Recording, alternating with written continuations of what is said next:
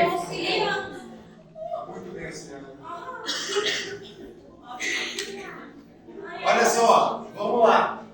Lesões, aliás, primeiro, classificação das doenças que afetam o pé. Pessoal, vocês vão ter 2 aulas de classificação. Cadê? Mostra aí. Mostra aí, mostra aí. Mostra aí.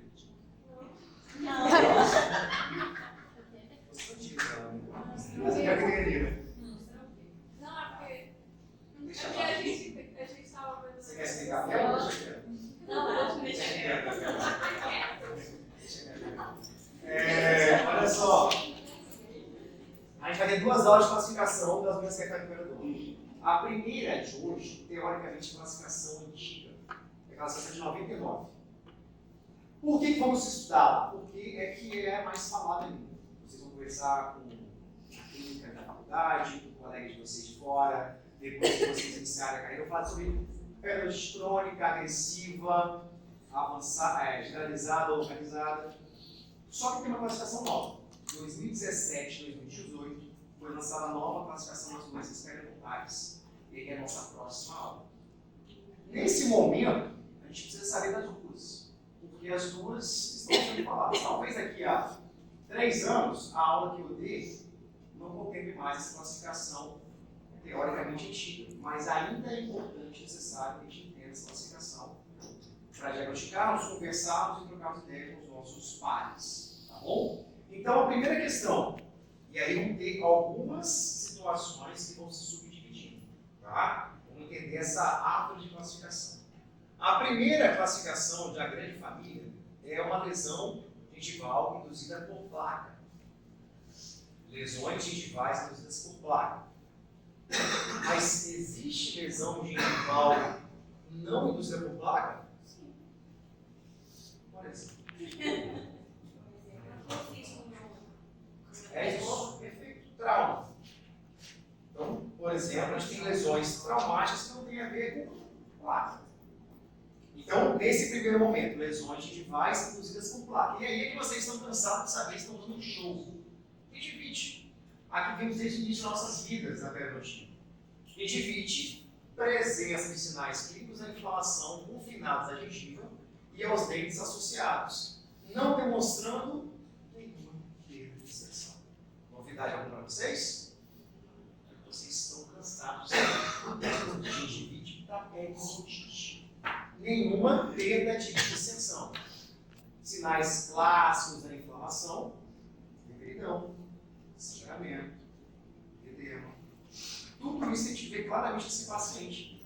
Mas ele não tem perda de dissensão. As estruturas de suporte não foram afetadas.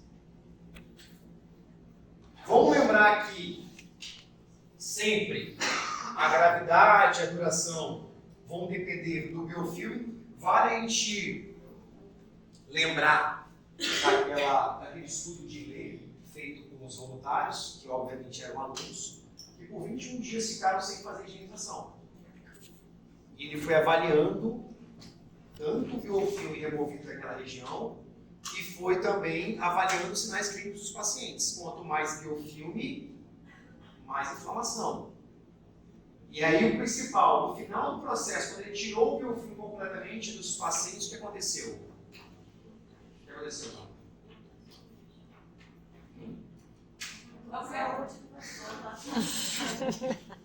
Quando removeu o biofilme dos pacientes, voltou à saúde periodontal.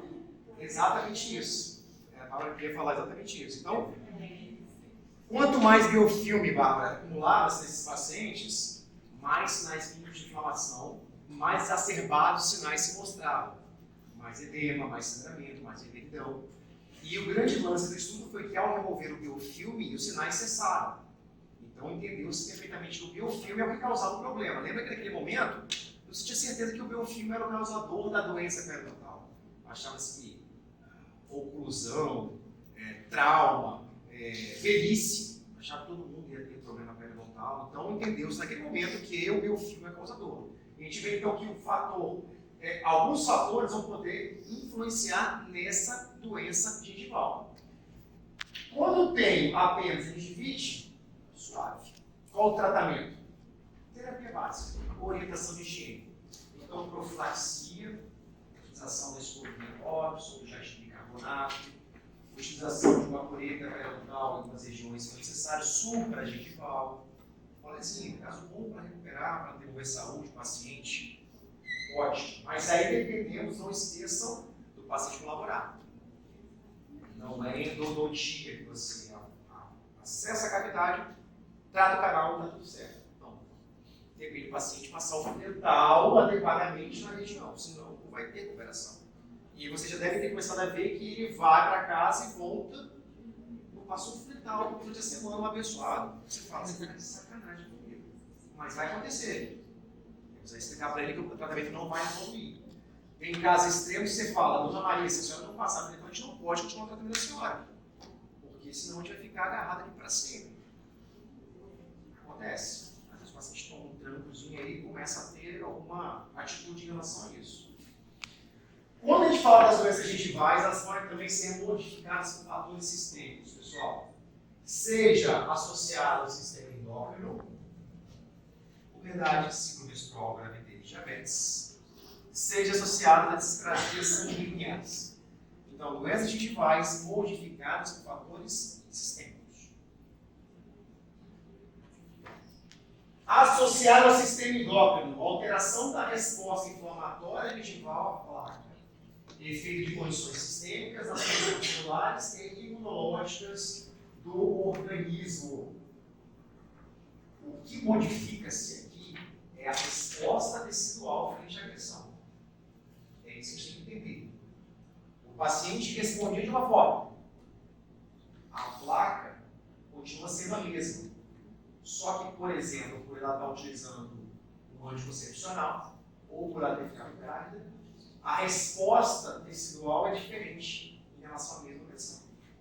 Esse é o ponto-chave. Exemplo aqui. Uma menina, sexo feminino, 13 anos, entrando na fase da puberdade, que começa a ter algumas alterações hormonais muito importantes e pode ter reflexo na cavidade bucal. Ah, vai ser sempre assim? Óbvio que não. Estou dizendo que toda menina aqui, né? Não é isso. Acontece que pode vir a ocorrer por conta de alterações hormonais e aquilo pode ter uma resposta diferente, mas ainda assim a causa principal, qual é o fator etiológico de novo da doença periodontal? Ela tem que controlar a higiene bucal dela. Ponto. Outra situação, paciente grávida. Tivemos aula com Kleber de patologia. Esse bicho aqui tem um nome, não sei se é o mesmo ali. Granuloma gravídico, tem isso? Não? Tem um nome, depois eu vou procurar saber. Trabalho essa pra gente. Granuloma gravídico, pelo menos era o nome que tinha. Isso é muito comum, tinha um paciente desse jeito, só que foi em região de incisivos inferiores. Paciente com boa higienização, controle periódico a cada 6 meses, tranquilíssima, mas que durante a gravidez teve por 2 vezes. Apareceu no consultório com essa lesãozinha, ficou preocupado, e era justamente uma lesão como essa. E aí você tem que fazer o tratamento. É remoção de biofilme, é raspagem na região, é remover por vezes esse granomazinho, nada demais, removeu, acabou. O dela voltou. Um mês e meio depois, acabou voltando. A gente fez o mesmo procedimento, removeu, raspagem, limpeza, orientação. Ganhou neném, nunca mais teve.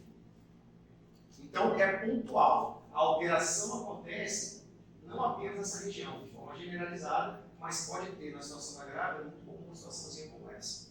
Então aquela bomba de hormônios que acontece no corpo da mulher pode levar a alterações da resposta tecidual. Por exemplo, progesterona e estrogênio aumenta a permeabilidade vascular.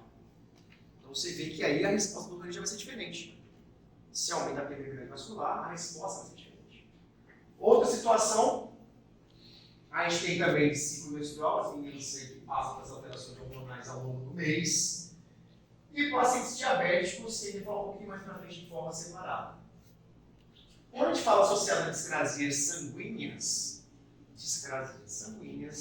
a principal é a leucemia, né? Porque eu tenho uma falta de equilíbrio dos leucócitos que são responsáveis pela defesa do organismo.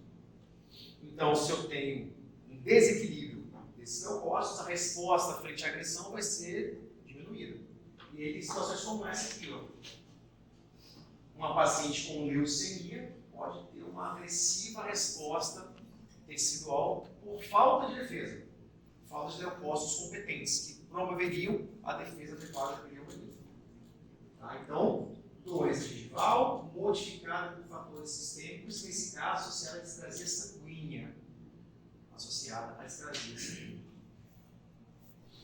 Outro grupo são doenças gengivais modificadas por medicações.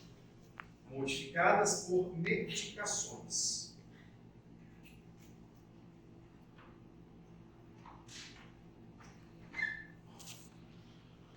Falaremos até um pouco sobre isso na aula de sorvete gengival, por conta do aumento do volume gengival, hiperplasia gengival. Alguns grupos de medicamento que alteram e que promovem uma hiperplasia gengival. Imunossupressores, anticonvulsivantes, bloqueadores dos canais de cálcio, como a nifedipina. Imunossupressores são medicamentos que fazem o quê? Imunossupressores. Imunossupressor faz.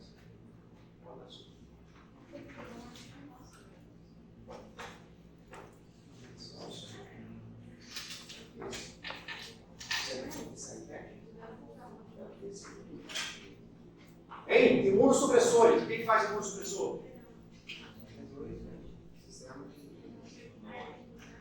Deprime a função do sistema imune. Ele suprime, ele reduz a função do sistema imune. O sistema imune é responsável pela defesa do nosso corpo, certo? Para quem que eu vou querer diminuir a resposta imune do meu organismo? Para quem que eu vou querer diminuir as defesas do meu organismo? Por que existem esses medicamentos? Geralmente quando faz transplante. Boa.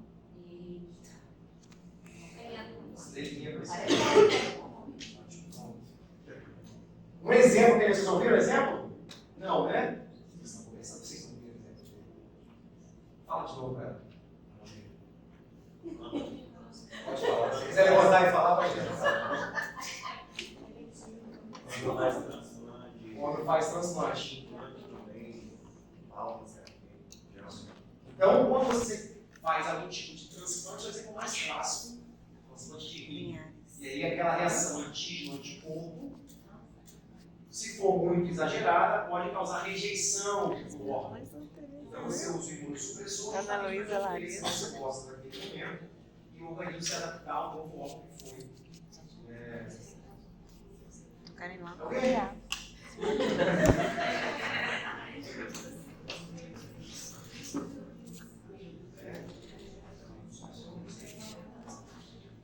Quero ir lá comer mesmo.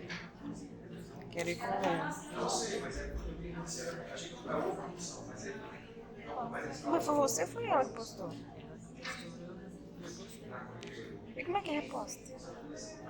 Junto com o imunossupressor, junto com a tracolinos também é muito utilizado. Eu não. Também é imunossupressor importante, né? Se tem outro que ela falou que eu não vou usar. Ai, me pouco são. Ô, André. Mais uma outra situação em que eu quero usar imunossupressor. Tem outra. Hã? Doenças não são. Elas são crônicas, mas não todas as doenças crônicas. Essas doenças autoimunes. O lúpus, né, um exemplo clássico. O lúpus é um exemplo clássico da doença autoimune. E aí, o problema da doença autoimune é que as células do próprio indivíduo são identificadas como agressivas. E ali ocorre uma briga interna. Se você usa imunossupressor, ou você pode usar imunossupressor para diminuir essa resposta, que as doenças autoimunes seriam mais próximas.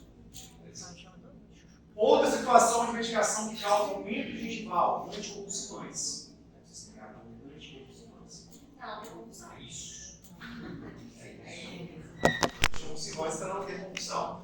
E o outro são bloqueadores dos canais de cálcio, como a nifedipina, que são utilizados por pacientes hipertensos, ou podem ser utilizados por pacientes hipertensos, pacientes cardíacos, e também podem promover aumento gengival nesses pacientes.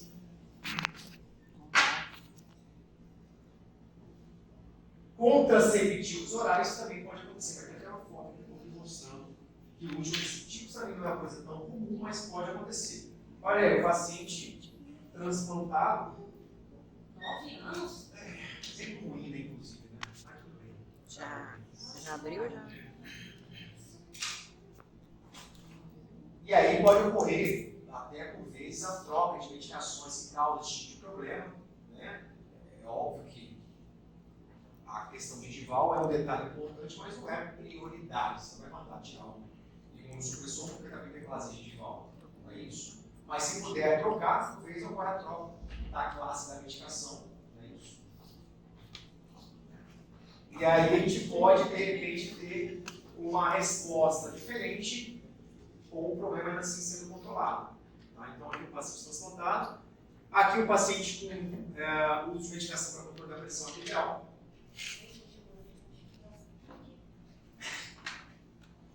Ela focou no dente de ouro.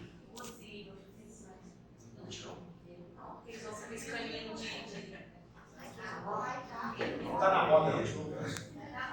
Que passa a mão longe de mim.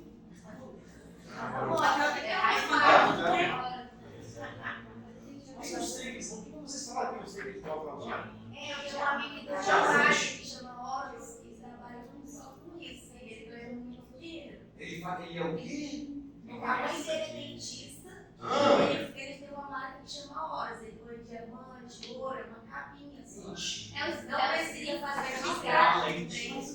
Então vamos lá, é porque isso aqui não é o piercing, né?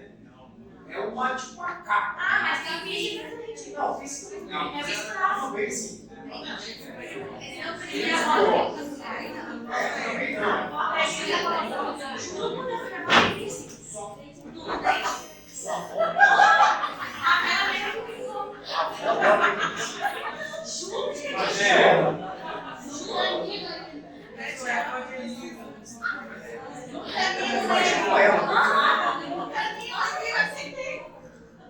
chegou lá, 65, 6, não sei não.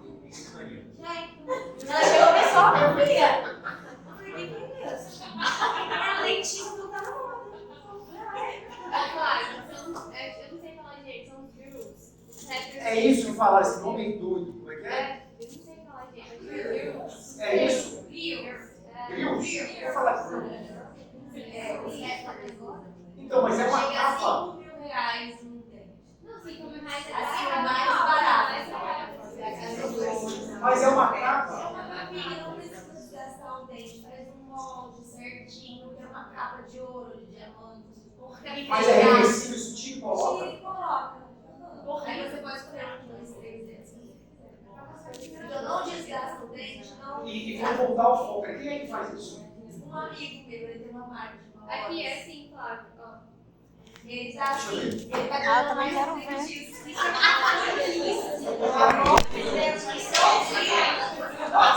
Também quero ver. Gente, pega esse aqui, gente, olha o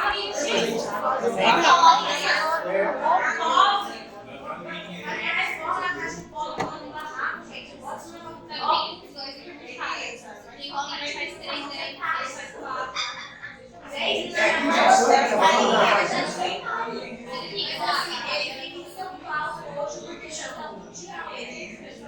faz molde, os rappers fazem jeans, liga pra ele, ele faz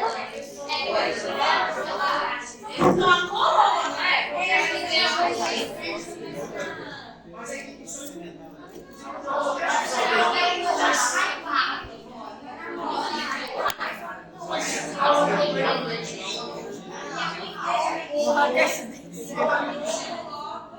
É menos mal, então.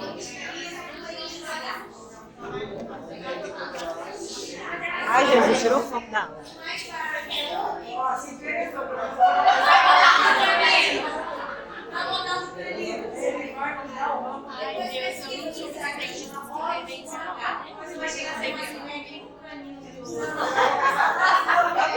Eu acho tão. É gosto, né?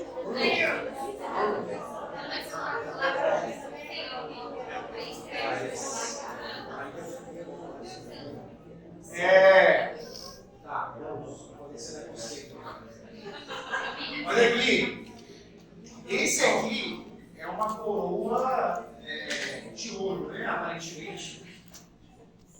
Não é o Bruce. Isso aqui foi feito um preparo patético, etc. e tal. Hoje é mas tem paciente que gosta, né? Assim, que quer. Teve um paciente de preto. Eu não sei até onde ele chamou o senhor de Mara Rosa. Ele falou que eu vim de preto.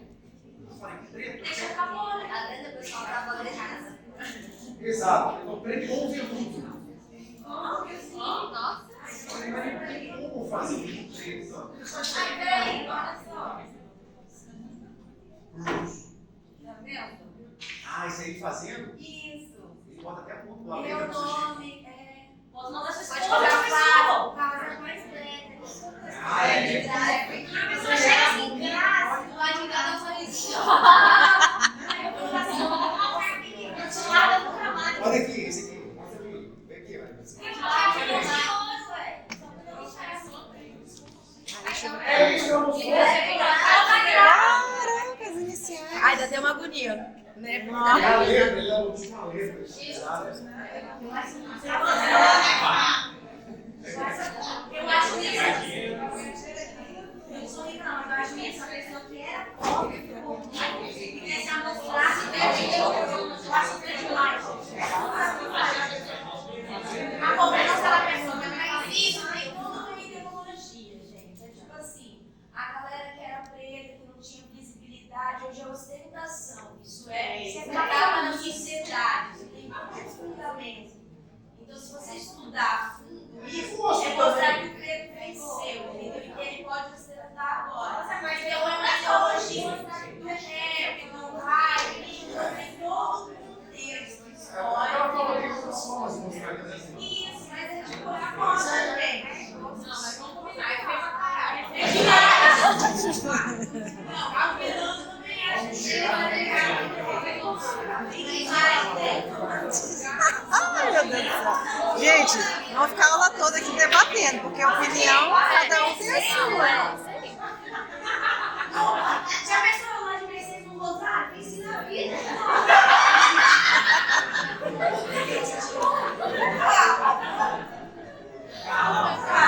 Estacionar lá no meu barraquinho no rosário. Mãe, cheguei. Me ensina a vida, nem vai fazer isso, ela vai soltar roxando. Foto não, acho que tá indo mais, gente. Quer ver seu rápido aí?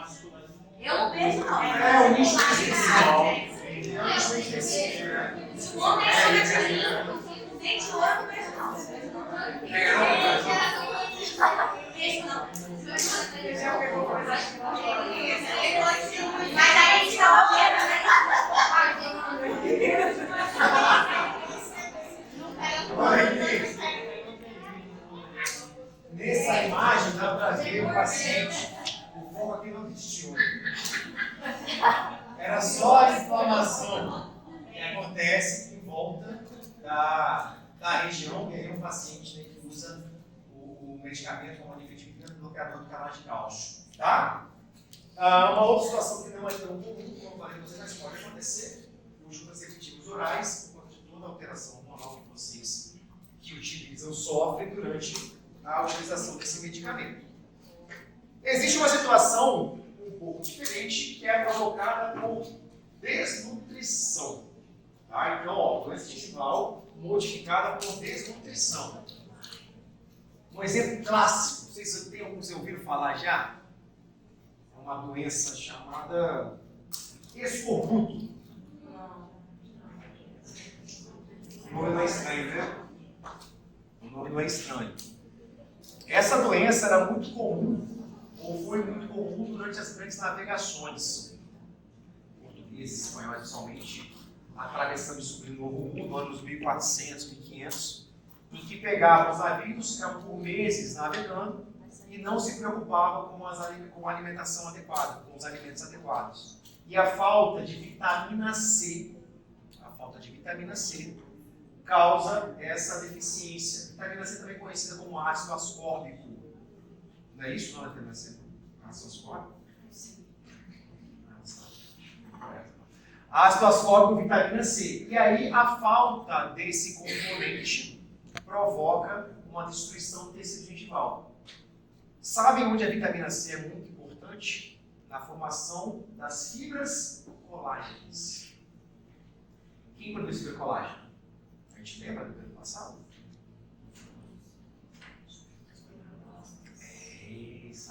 Os fibroblastos produzem as fibras colágenas. E aí, quando você tem uma alteração na produção das fibras colágenas, você vai ter uma deficiência justamente no tecido, no principal componente do tecido conjuntivo da gengiva, na fibra colágena. Então, ó, tudo isso descritinho ali, a deficiência de ácido ascórbico, conhecida como vitamina C, provoca o escorbuto, ou pode provocar o escorbuto. Estrutura extremamente importante para a formação do colágeno, também contribui na imunidade. Vitamina C é importante, sabemos disso, vitamina C, toma vitamina C. Energia do sistema naquele negócio, os efervescentes que tomam ali, estranho. Como é que é o nome? Tem um monte, né? Bota a pastilhazinha lá, efervescente de vitamina C, melhora tudo. Não? Mais ou menos.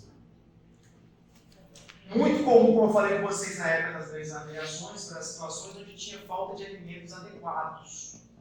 E aí era comum você ver as tripulações bem afetadas por situações avançadas, lá de doença renal terrível, gengiva sangrando demais, e chegava a perder os elementos, os dentes mesmo, por conta dessa situação. E depois entendeu-se a importância de determinados alimentos que contêm a vitamina C. E aí a gente lembra. Ai, nossa, né? Lembrou, né? Trava, né? Tentou essa na prova? Nossa, é fácil. Fibras colágenas, reticulares, oxalânicas e elásticas. As fibras que faz parte Ah, tá. Fibras do ligamento periodontal. Mais fácil foi. Beleza, né? Fácil na prova. Nada, mas tudo bem. Lembrando que as fibras colágenas, mais uma vez, elas são as mais importantes, e se afeta justamente a produção da fibra colágena, não tem problema. E é assim que a falta de vitamina C, a falta de ácido ascórbico atua. Como é que a produção, a gente fala que ela tem a polimerização extracelular? Você lembra que a fibra colágena é formada? O fibroblasto produz, mas ele produz ela prontinha. Lembra que ela tem uma polimerização extracelular. Um pedacinho só dela, uma molécula de próprio colágeno produzida, ela vai se juntando, protofibrilas, fibrilas, até formar uma fibra colágena completa. Para relembrar. Você achou que você isso na prova, lembra? Certeza que caiu por causa disso. Acontece. Sempre isso acontece.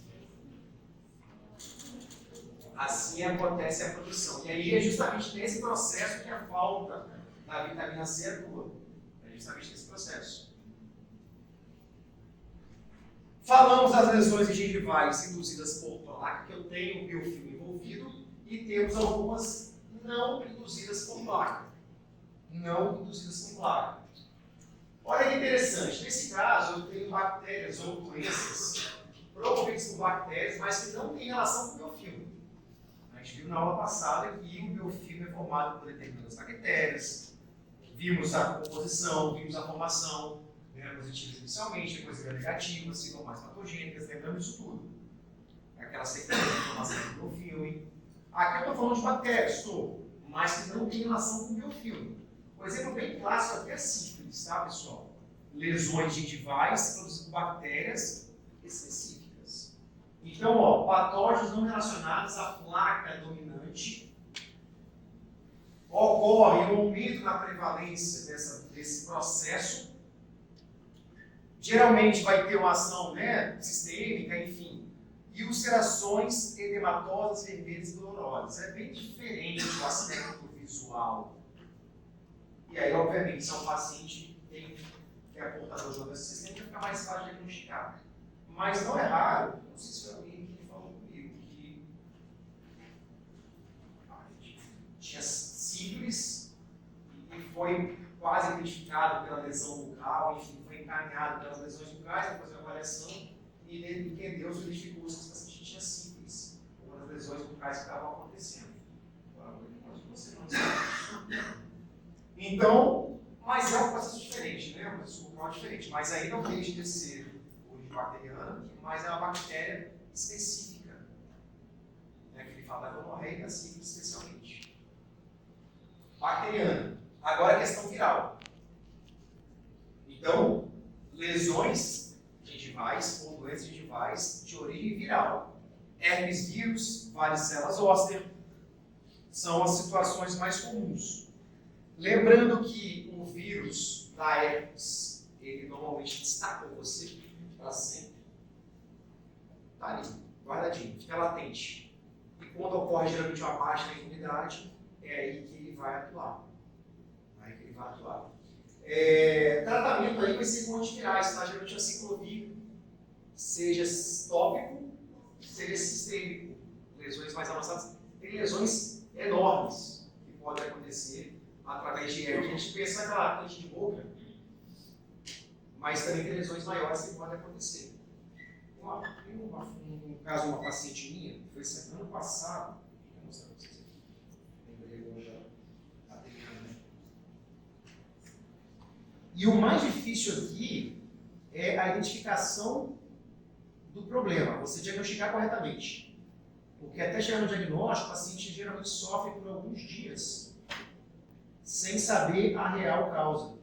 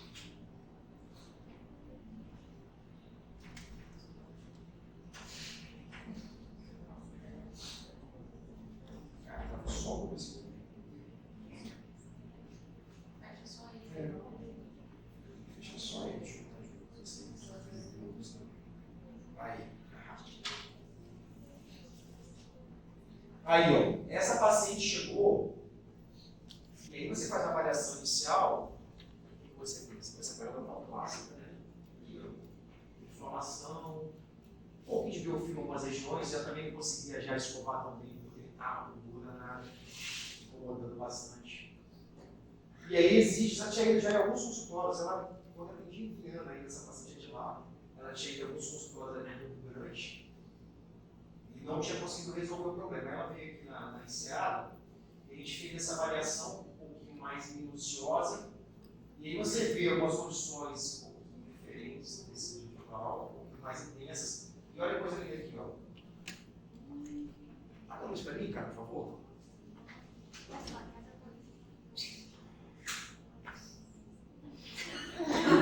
Agora apagou a luz pra ruim.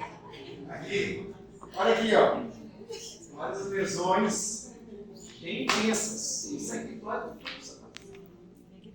Dá para ver, né? Você já toda bastante. E aí, nesse caso, foi até interessante porque a gente também, patologia, tem os seus mistérios. Confesso que eu não me arrisco muito na patologia. E aí, mandei esse caso até para o professor Consolado, lá em São Paulo, as referências talvez nacionais de patologia.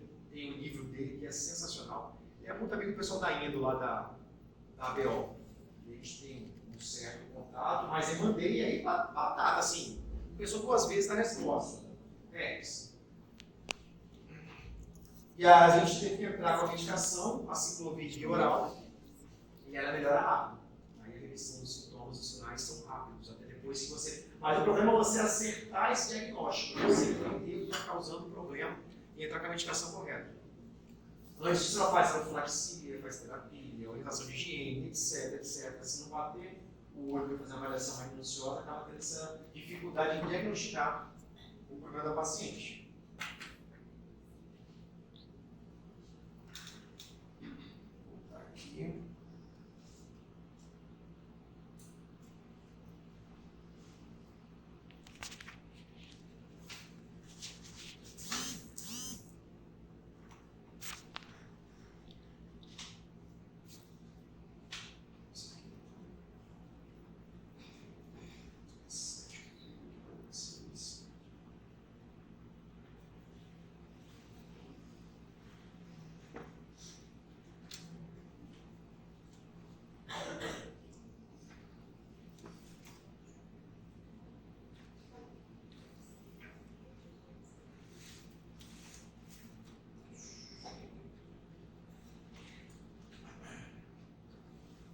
Algum exemplo aqui também, um pouquinho menos definido, imagem não tão boa, imagem definido, inclusive isso aí, mas dá para ter essa ideia em relação aos problemas causados por origem viral.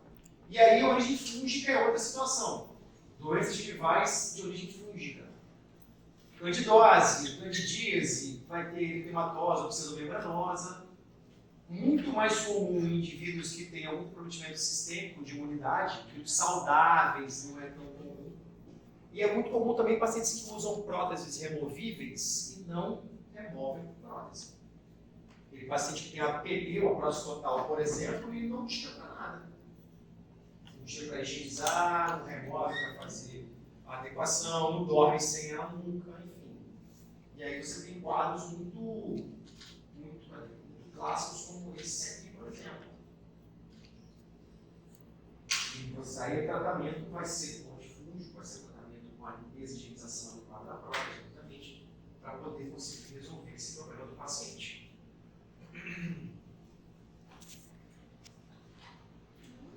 De origem genética, falamos de origem bacteriana específica, viral, fúngica, origem genética. Aqui é a fibromatose gengival hereditária. O grande lance aqui é o quanto de gengiva queratinizada que tem em excesso. E aí você tem problemas, inclusive, na erupção dos dentes. A dificuldade de ultrapassar essa barreira física, mecânica mesmo, para poder erupcionar os dentes. E aí você vai ter atraso de erupção, enfim. Normalmente está associado a algum tipo de síndrome. Mas, por vezes, pode ser também um caso isolado da apenas a fibromatose gengival. E aí, situações, como você pode ver, muito gengiva queratinizada, no excesso, e dentes mal posicionados, não erupcionados, tudo isso pode vir a acontecer. Algumas doenças com condições sistêmicas generalizadas ou gerais, você tem aí lesões mucocutâneas, como líquido plano, pênfigo, lúpus eritematoso, falamos agora há pouco, aqui um exemplo. Então, situações mucocutâneas que podem ter também reflexo na cavidade bucal. Além de alterações na pele, podem ter também alterações na cavidade bucal. Uma situação um pouco comum. Reação alérgica na cavidade bucal. Né? Faz parte do corpo como um todo. E podemos ter duas situações interessantes. Ó. Reação alérgica ao níquel. Existia ou existe ainda componentes de prótese fixa que você pode fazer com ligas de níquel cromo, por exemplo. Núcleo metálico fundido. Enfim. E você tem alguns casos de reação ao níquel, como mostra essa imagem aqui na parte superior. E uma reação mais inusitada ainda é a reação alérgica à goma de mascar chiclete. É sacanagem, né? Reação a chiclete, mas aí, ó, um exemplo. Até você imagina, você tem que diagnosticar que o sujeito tem alergia ao chiclete. Vai passar por todas as possibilidades do mundo até entender que o chiclete é a causa daquela reação alérgica. Mas não é impossível de acontecer. Aí, ó, Elisa. Doenças gengivais com lesões traumáticas. Sejam elas auto-infligidas, e aí você tem hábitos, né, de escovação. Não hábitos, né? Escovação geralmente você pode lesão traumática. Você pode causar aquele trauma de escovação que a escova escapa e pufa, é maravilhoso, né? Ele vai ver que você está fazendo outra coisa, não deveria, né? Se tivesse atento no espelho e fazer direitinho, não ia acontecer. Mas está ali fazendo não sei o que, falando não sei o que, e fala, pum, regaça a gente. Tá falando com você. Tá falando com você. Tá aí, ó. Na hora que eu bati, eu falei, puta. É isso. E machuca e dói. Fez um buracão. Fez um buracão? Não, doeu, tá? Fiquei umas Ah, não fez um semanas. buracão, não. Fez. Eu mostrei até pra Conrado. E aí? Aí ele mandou comprar uma pasta lá, só que eu também nem comprando. Ah, tá. Sem dinheiro, né?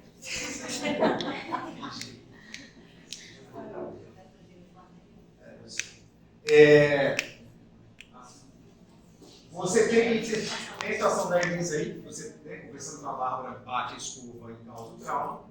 E tem situações que o paciente tem hábito de botar, sei lá, palito, ficar com a unha ali, cutucando, enfim. Coisa muito doida, né? Costureira que bota, sei lá, agulha, fio, né? Eu acho. Ah, enfim, tem uns trem aí. Grampo de cabelo. Mas em quando era cabelo inclinado. Isso aí. Um franguinho ali. É unha? Ai, gente. Como que a pessoa faz? É claro que você vê o posicionamento da raiz um pouco desvalorizado, você tem outros fatores que ajudaram, né? Mas você vê, ó, uma lesão é até difícil de você resolver isso aqui, tá? Olha a perda que teve, olha o nível dessa agressão contínua para acontecer uma situação como essa. E pode ter o que aconteceu com a Bárbara e com a Elisa, de ser um acidente, né? No caso dela, foi um acidente auto-infligido. E situações iatrogênicas que são quando o próprio dentista causa, né? E a iatrogenia geralmente relaciona com um problema causado pelo dentista. Quase erro profissional. Pode ser, até a Associação de Odontologia Legal fala que geralmente tem erro que promove. É algo que você faz, causa um tipo de problema, mas em um benefício maior. Mas normalmente o exemplo é sinônimo de erro profissional, o trauma iatrogênico, ou a iatrogenia provocada profissional. E para a gente ir para a parte pré-café, tem essas lesões provocadas por reação do corpo estranho. Aqui você tem um manchamento próximo à margem gival, coroas metalocerâmicas podem provocar isso aqui, é não comum nesse grau, tá? Mas pode ter um manchamento da margem gival e fica bem feio mesmo. Às vezes você trocando essa restauração, botando uma coroa de cerâmica pura já melhora bastante, aliás, quando você remove e coloca o provisório, já dá uma melhorada legal. E aí depois você consegue melhorar ainda mais com a coroa de cerâmica pura. Por vezes tem que fazer uma cirurgia de aumento de espessura gengival, fazer um enxertozinho gengival na região, para melhorar ainda mais. Resolver.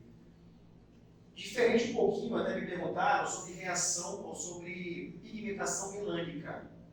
Então é isso. Pigmentação melânica, pacientes que têm maior produção de melanina podem ter aquela gengiva mais enegrecida. Às vezes fica até meio que incompatível, não fica bonito mesmo, a gengiva mais rosinha e tal, tem uma faixa só escura. Tem tratamento estético, pode fazer um peeling gengival, pode usar o laser, que é o que a gente usa normalmente. Pode usar até broca também, fresas diamantadas grandes, para fazer aquele peeling gengival, também funciona muito bem. Aqui é uma outra situação, né? Outro caso comum é o manchamento por amálgama. Vocês já ouviram falar de retroobturação? Acredito que ainda não, né? Vocês estão ainda agora. Alguns casos, pessoal, a gente faz, ou eles fazem, a obturação do ápice para baixo. Vamos pensar no dente superior, tá? Vamos pensar no exemplo que seria necessário trabalhar dessa forma. Muito comum. O paciente fez o tratamento de canal. O paciente tem um núcleo metálico fundido e tem uma coroa metalocerâmica, feita algum tempo atrás. Certo? Ele desenvolve um problema endodôntico. Tem que fazer o retratamento desse canal. Porque talvez ele tenha sido bem feito, por exemplo. Diagnostica o problema, vê que tem uma lesão periapical, por exemplo, esse dente, E você tem que acessar aquela região para fazer o tratamento endodôntico. Qual seria o tratamento convencional, pessoal? Para retratar esse dente, o que eu preciso fazer? Remover a coroa, remover o pino, retratar o canal. E é o que normalmente se faz. Existem situações em que o núcleo, por exemplo, não foi feito adequadamente. Eu tenho um núcleo muito grande, um núcleo muito largo principalmente, em que, ao remover esse núcleo, eu posso gerar um risco de fratura do dente. Chama desse tamanho na raiz do paciente. E aí, se eu for continuar com esse mulê tradicional, quando eu for remover esse núcleo, eu posso remover um outro problema, a tríplice que tem que extrair do paciente, imagina. O núcleo está tranquilo, a coroa está tranquila, vamos optar pela segunda opção. Vamos acessar o ápice do dente. Imagina se fosse lateral. Acessa o ápice do dente e faz uma cirurgia com uma retroobturação. Você acessa o ápice, retroobtura, através do ápice do sentido coronal, até onde estava o pino. Né? Vamos imaginar que eu tenho um pino até aqui, raiz até aqui, né? Eu tenho um pino até aqui, acesso a região, trago esse canal de cima para baixo, preencho, obturo o canal certinho e selo essa região. Isso é uma retroobturação. Deu para entender o processo, pessoal? Antigamente, esse fechamento da retroobturação era utilizado o amálgama. Você selava essa região apical com amálgama. Hoje em dia se usa o MTA. MTA até no começo dele era cinza, hoje está MTA branco, até por questões estéticas também. Muito usado para perfuração. Você pensa em perfuração odontológica, MTA. MTA. Hoje tem outros materiais, enfim, biocerâmicos, mas o MTA é um clássico.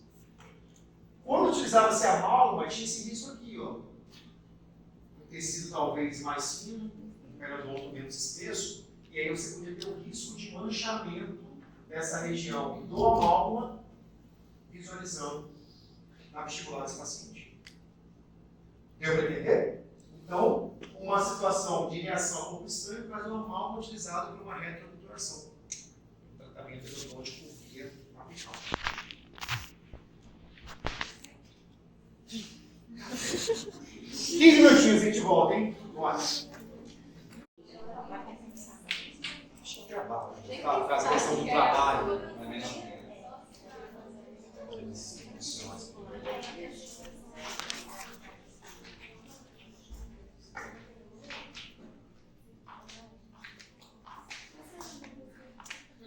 Ansiosa de novo, não?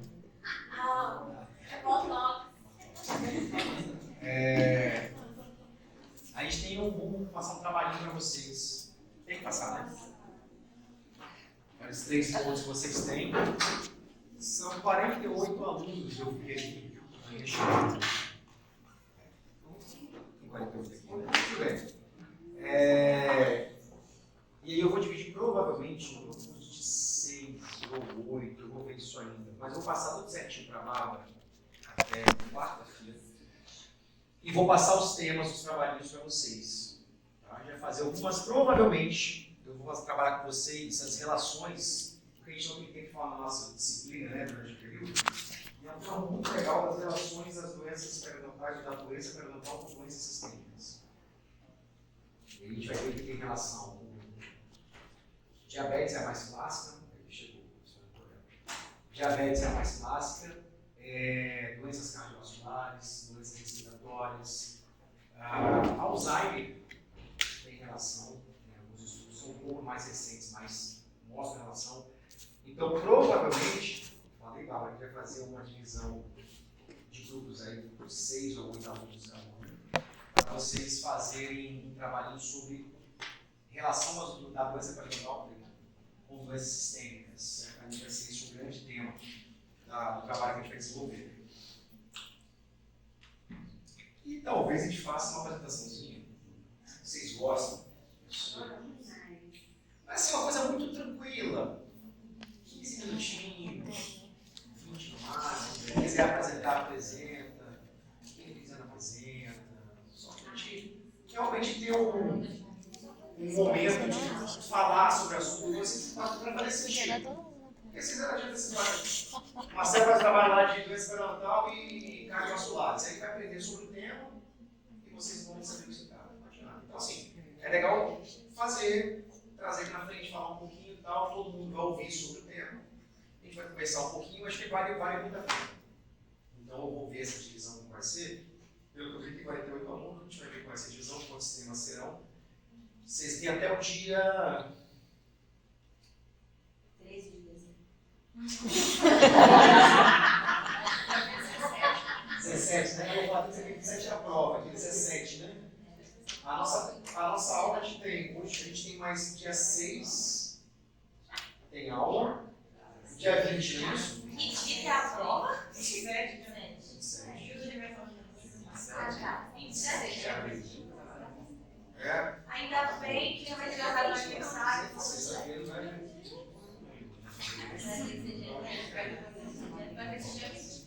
Provavelmente, se, eu vou ter que conferir a questão da entrega, que se for até o dia 17, a entrega, de repente você me envia um documento do trabalho até o dia 17, mas se não precisar, se a coordenação não exigir isso aí, vocês fazem tudo no dia 20 mesmo, a gente resolve no dia 20. Então, aí vamos fazer provavelmente um período, né? Aula e apresentação, vai ficar a manhã inteira apresentando os outros, mas talvez o período dessa aula a gente faça a apresentação dos outros. Tá? Mas tranquilo, vai ser bem suave. É para acrescentar, não é para ter estresse, não, para acrescentar mesmo. É 17 mesmo. 17, né? Se tudo der certo, dia 20, vocês trazem tudo para mim. Tem que trazer. Em princípio, não precisa de nada escrito. A apresentação é o que a gente quer, mas fazer uma coisa caprichada, com carinho, vamos usar material, artigo, que a gente tem, obviamente, de 5 anos para cá, né? Artigos em inglês. Hoje em dia é tão fácil, né? O tradutor está aí, só apertar o enter que resolve-se tudo. Ficar pegando a informação de artigo de 1922 em português, não é por aí. Então a gente tem muita coisa para poder acrescentar e vai ser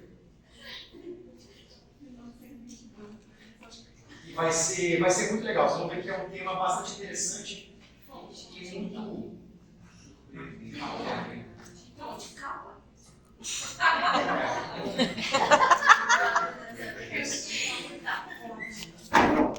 É isso que eu quero ver. Tá?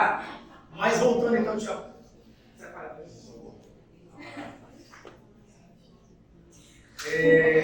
Obrigado.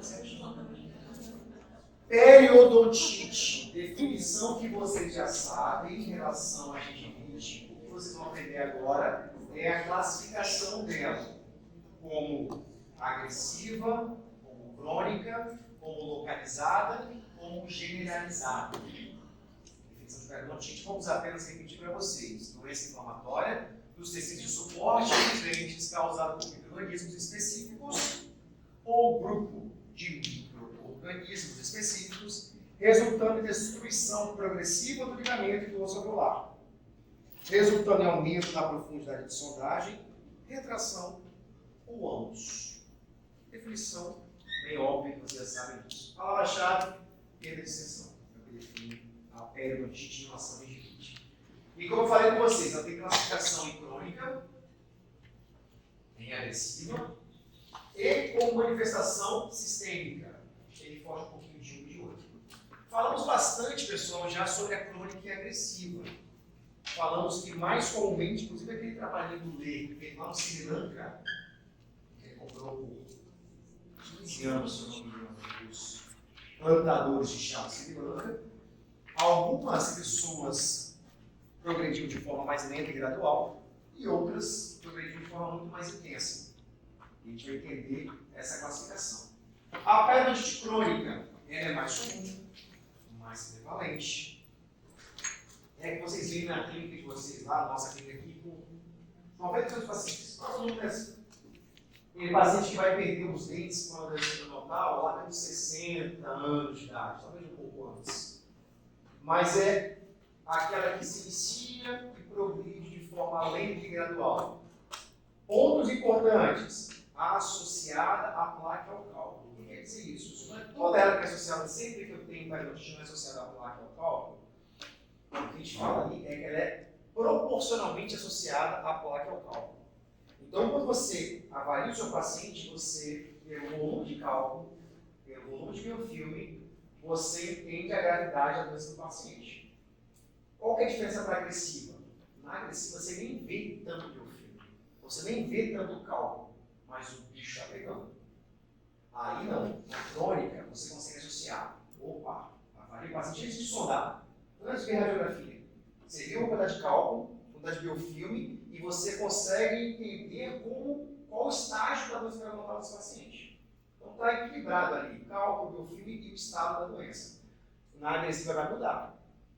Você nem vê tanto cálculo, nem vê tanto biofilme, mas tem bolsas profundas e generalizadas. Essa é uma diferença importante. Então, como falamos, ela tem a progressão lenta e moderada, em alguns períodos de rápida progressão. Então, ela vai constantemente, naquele gráfico que ela se mantém constante, se não tratada, ela vai aumentando gradualmente, mesmo que lentamente, ela vai sempre aumentando com alguns picos de rápida progressão. Volta a aumentar gradualmente alguns picos de rápida progressão. E assim vai, ao longo de toda a vida do paciente.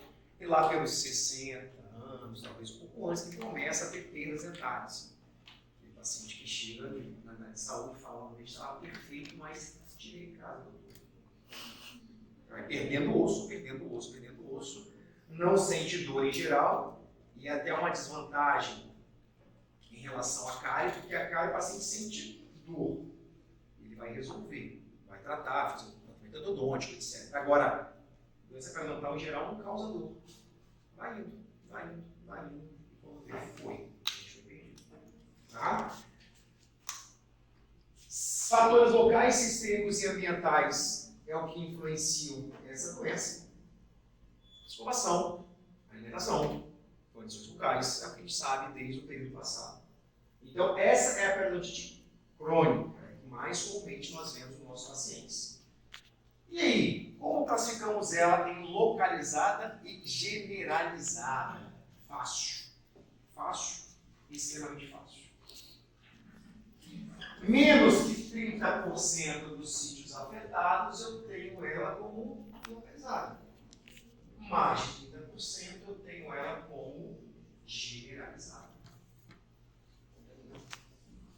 Esses sítios a gente pode definir como dentes, ou você pode definir até como sítios de sondagem. Em cada dente tem 6. Inicial, facilidade distal, comparativo e vestibular. Mas de forma mais clássica, entendemos sítios como dentes.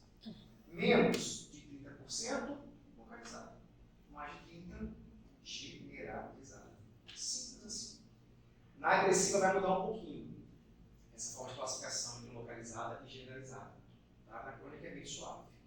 Essa classificação de leve, moderada e avançada, tenham em mente, entendam, mas é algo, por exemplo, nem vai ser cobrado em prova, porque a nova classificação ela meio que não trabalha com essas denominações. Apesar de quase tudo não ser trabalhado, isso aqui também acaba confundindo um pouco com vocês. Então a gente pode deixar isso aqui de lado nesse primeiro momento. Crônica, matamos. Suavidade. Vamos para agressiva agora. E aí é o que a gente falou, quase que o antagonismo do que a gente acabou de falar. O que acontece? Na agressiva é uma rápida progressão. É aquele paciente que eu falei com vocês, ele tem poucos anos e pode ter perda dentária por conta da doença periodontal. A resposta do organismo frente à agressão bacteriana é muito intensa. É muito intensa. Vamos ter dois motivos principais. Pode ser porque eu tenho uma resposta exacerbada das células de defesa. Elas respondem excessivamente àquela agressão. Ou eu posso ter uma resposta deficiente das células de defesa. Vamos ver daqui a pouquinho. Tá? Então, ó, eu tenho ausência de grandes acúmulos de placa e cálculo. Acabei de falar no outro exemplo. Lá na crônica você consegue ver muito biofilme, muito cálculo. Você vai ver o grau da doença. Nesse caso, não. Agressiva você nem vê tanto biofilme, nem vê tanto cálculo assim claramente. Mas o bicho está pegando. Quando você vai sondar, fazer a radiografia, você conclui que ela está muito pior do que você poderia supor. Muito normal acontecer histórico familiar, e aí a paciente fala para você: ah, minha mãe perdeu os dentes, muito nova, minha irmã tem esse problema também. Essa história é comum de acontecer.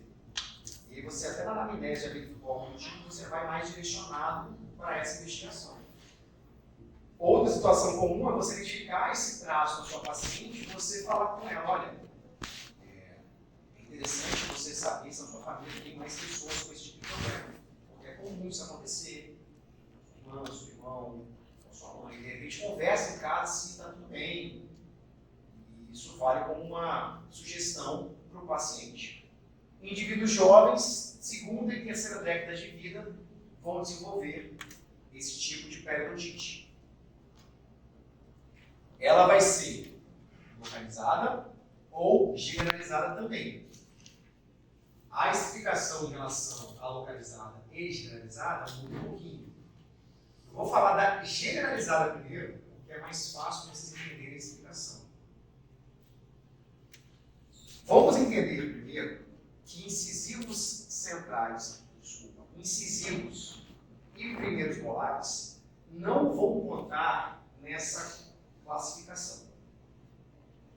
Na definição agressiva, eu desconsidero os primeiros molares e os incisivos. Por quê, pessoal? A teoria mais aceita dentro do algo definitivo é que primeiros molares e incisivos não são os primeiros dentes a erupcionarem na boca. São os primeiros dentes a erupcionarem na boca, primeiros molares e incisivos. Então, esses dentes estão propensos a agressões há mais tempo, desde o início do processo de erupção, e por conta disso, o que acontece com eles não é válido para essa classificação. Uma coisa meio assim, para que na nova classificação não existe isso aqui. Mas é assim que se pensava. Quando eu for definir se ela é localizada ou generalizada, eu vou desconsiderar primeiros molares e incisivos. Olha a definição.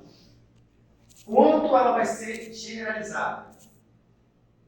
Perda de inserção proximal que afeta, pelo menos, outros 3 dentes, além de primeiros molares incisivos.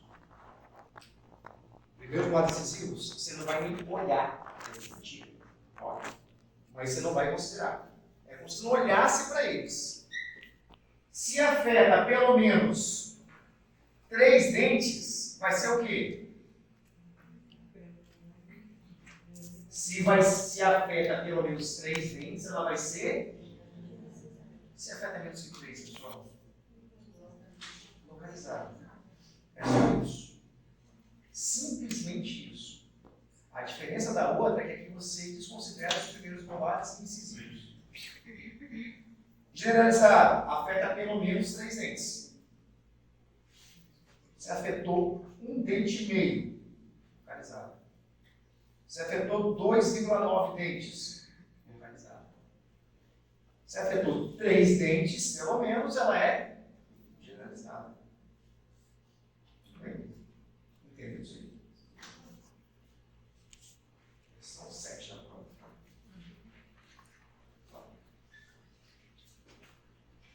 Na generalizada, o que acontece? Pouca resposta de anticorpos cérebros.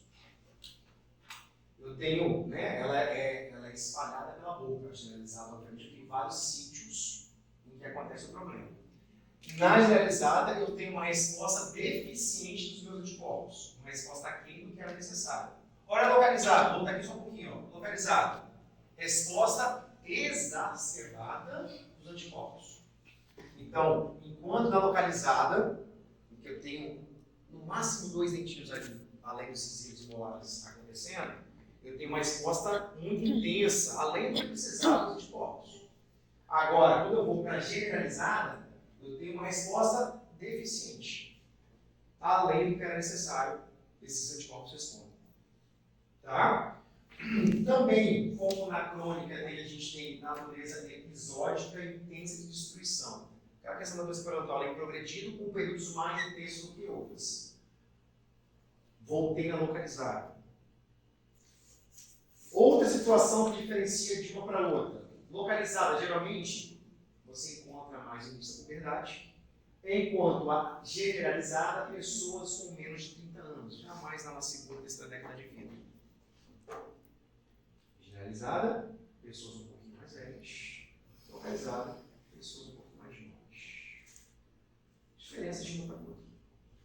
Tranquilo? Só lembrar, gravar, prova, letrar, vai estar isso direitinho. E vou falar, vou misturar, enrolar, enrolar. Mentira, fácil, né, pessoal? Não tem erro, né? Essa questão de generalizada localizada, somente esqueceu os primeiros molares incisivos e acabou. Lembra que uma tem uma resposta exacerbada dos anticorpos, a localizada exacerbada de corpos. Medida a puberdade. A generalizada pega um monte de dente. Então você pensa, ó, pegou um monte de dente, a pessoa já é mais velha. E eu tenho uma resposta deficiente. Show? Maravilha, né? Saímos então da crônica e da agressiva. Aliás, saímos agora da agressiva, saímos da localizada e generalizada. Agora eu vou para periodonte como manifestação de doença sistêmica. Falamos da periodonte crônica. Essa pode ser localizada e generalizada. Depois falamos da agressiva, também pode ser crônica. Falamos da periodontite crônica, que pode ser localizada e generalizada. Falamos da periodontite agressiva, que também pode ser localizada e outro grupo. Periodontite com manifestação de doença sistêmica. Na localizada, que tem prevalência na comunidade, é só uma prevalência, não tem nada a ver com questão hormonal. Não. Que tem. Tem isso na comunidade. Tá. Foi só uma média da prevalência. Ah, sim. Não tem a ver com. Não necessariamente a ver com relação hormonal. Tem mais a ver com a questão dos anticorpos, né? Mas não a ver com o momento. Não. É mais identificação de quantas pessoas. Na nova classificação, isso aqui não existe. Tá? É tudo 30%, seja uma, seja outra.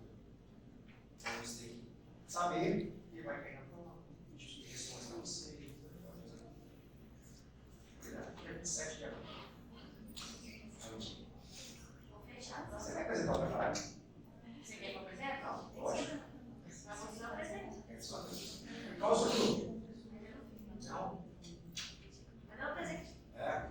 Sozinho não, pode pedir. Se você está contigo, uma hora. Não, fechou.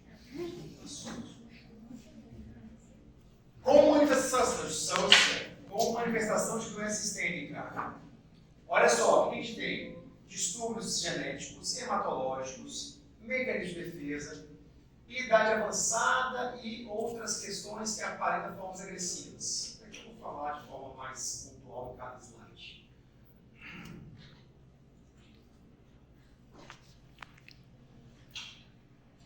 Vamos entender que a manifestação sistêmica, a condição sistêmica, é a principal ou o principal fator de predisposição. Tá? Pelo contexto completo do paciente, você vai entender que o que ele tem sistemicamente é o que mais influencia no grau da doença periodontal dele. Você vai fazer uma interpretação do paciente como um todo. Você vai ver que pelo que ele tem bucalmente, não teria condições de ter essa doença. Mas, e aí você avaliando, sabe que ele tem uma síndrome, uma doença crônica, alguma coisa, você vai concluir que sim, esse é o motivo principal dessa doença dele. Fatores locais não ficam claramente evidentes. Eu gostei de botar assim, porque vocês pegam negócios antigos aí dos outros períodos, esses resumos em dupla. E eu cortei para vocês, se tiverem isso para lugar, tire isso aí, porque só para vocês não falarem, não lerem isso aí. E eu comento isso em algum slide. Olha só, um exemplo clássico. Síndrome de Papillon. Falei. Vai fazer. Papillon Leffler. Isso. Um francês clássico. Então, esse é um exemplo em que o paciente tem uma. Olha só, pessoal. Olha essa situação. E aí você tenta entender porque esse paciente está no grau. Isso não é normal. Nem paciente que não escova os dentes, aqui na multiplicite de vocês que nunca escovou os dentes, chega numa situação como essa. E aí você investiga o paciente como um todo. E aí você vai identificar, ou vai perceber que ele tem uma síndrome, que, como outros sinais, apresenta hiperkeratose de mãos e de pés. Como que ela atua? Prejudicando a ação de neutrófilo. E aí a questão da defesa do organismo fica toda comprometida. E aí o paciente apresenta um quadro periodontal extremamente avançado como esse. Tá? Então, uma manifestação de doença sistêmica, uma síndrome que leva a essa situação de boca. Ok? Bem tranquilinho da gente entender. Existe uma associação com componente genético nessa síndrome de Papillon-Lefebvre, vamos usar por isso, que é importante na avaliação. Geralmente o paciente chega diagnosticado já, né? Então os problemas, e você vai apenas dar seguimento ao tratamento dele como um todo. Doenças periodontais necrosantes, para a gente ir para a nossa parte final dessa aula, a doença periodontal, as doenças periodontais necrosantes são identificadas como Una. Antigamente, talvez vocês ouviram falar de uma coisa Una. Esse azinho no final foi retirado, mas a gente vai ver que, como características principais, a gente vai ter uma papila necrótica, esbranquiçada. É bem característico, um odor muito forte. Tá? Dor do paciente também. Ele sente muito mais dor do que uma doença periodontal convencional, com sangramento espontâneo, e tem uma característica de cratera nas papilas também que é muito evidente. Esse tecido pseudomembranoso também fica muito claro. Não é comum, tá? Talvez vocês nunca vejam na vida um caso como esse. Tem um paciente aqui até que trabalhava na Multivix, foi na clínica, a gente fez uma avaliação, e concluímos que era uma antiagulha, né? Mas era uma gengivite, não tinha cuidado com questão óssea do paciente ainda. O que é importante aqui, pode ter algumas associações sistêmicas, né? Como febre, mal-estar, até mesmo linfodenopatía. E como eu falei com vocês, pode ser classificada em gengivite ou periodontite ulcerativa necrosante. Esse é um aspecto da gengivite e vale ressaltar, assim como nas associações anteriores, a gengivite não tem perda de inserção. Tá? A gengivite não tem perda de inserção. Aspecto pseudomembranoso, aspecto enegrecido, cratera, tem mesmo até umas fotos aqui melhores. Aqui a periodontite necrosante apresenta a perda de inserção dele. Mais uma vez, um quadro bastante incomum que vocês encontrarem no nosso dia a dia. Alguma associação com imunossupressão também, né? E aí você tem envolvido nessa imunossupressão a desnutrição, o estresse, o fumo, tudo que prejudica o nosso paciente em relação à resposta imune. Tem uma causa bacteriana específica também, tá? O que tem que ser feito? É tratar a causa local. E aí você vai fazer, na gengivite principalmente, remoção de biofilme, remoção de cálculo, orientação de higiene. Tudo isso para poder promover a melhora em relação ao quadro de gengivite seletiva necrosante. Quando você tem a periodontite, já é um quadro um pouquinho mais pesado, uma dor mais intensa. Vai ter uma destruição, né? E pode ter uma exposição do osso subjacente. É mais um paciente bem comprometido, tá? Sistemicamente, como, por exemplo, infectados pelo vírus HIV. Aqui, ó. Esse paciente, ele veio aqui na Multivix. Essa semana, por exemplo, eu falei com vocês da câmera da Multivix, só que eu fui para a Multivix. Então, ele chegou lá com uma dor considerável e sistemicamente falou uma coisinha para a gente também, que ele estava passando por momentos difíceis, enfim. Um quadro que o diagnóstico não foi feito inicialmente, a gente fez algumas fotos até por isso. E aí eu até mandei para meu doutorado, eu estava na época no doutorado minha, para a gente trocar uma ideia. E esse tecido pseudomembranoso, as papilas um pouquinho, as crateras de papila, a gente aqui atrás, olha só, tinha um buraco na papila aqui assim, que a visão não dá para ver perfeitamente, mas ela tinha uma depressão mesmo, um buraco na papila ali. Então isso aí levou ao quadro de necrose, em que o paciente mais melhorou rápido, tá? Foi feita aquela remoção local, orientação, escovação adequada, fenetal, nada de excepcional para um tratamento como esse. Mas é uma situação também que pode se apresentar para a gente. Olha só.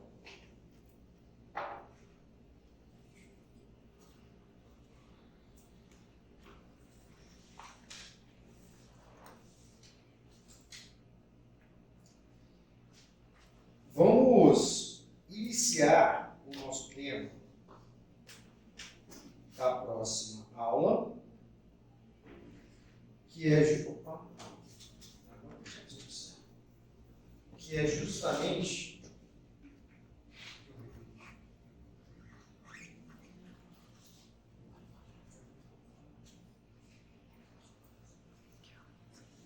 se eu você anda para aquele errado, né? Isso é torcida de vocês que está fazendo isso, tá? Deixa pra última. Aham. Vocês são muito bons.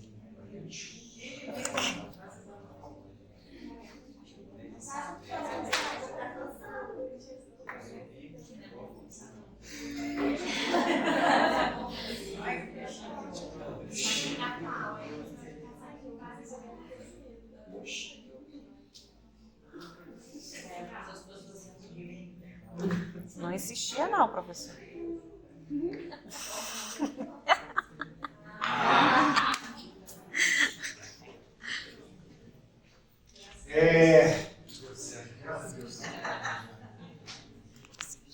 E aí falamos com vocês falaremos sobre a nova classificação das doenças neonatais. E vale ressaltar, ou vale iniciar a conversa, sobre a necessidade de uma nova classificação.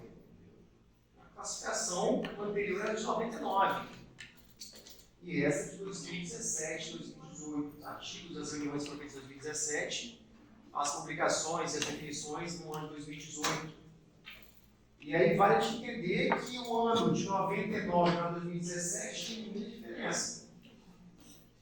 São alguns anos e a pesquisa evolui bastante, os métodos evoluem bastante, como identificar a doença, como avaliar, histologia, imunohistoquímica, tudo evolui. E é legal, não é da minha época, mas como o mundo era em 1999, para a gente entender por que ele teve que mudar. E contaram que era assim. Em 1999, a grande novidade era o DDT. É o que eu falei daquela vez.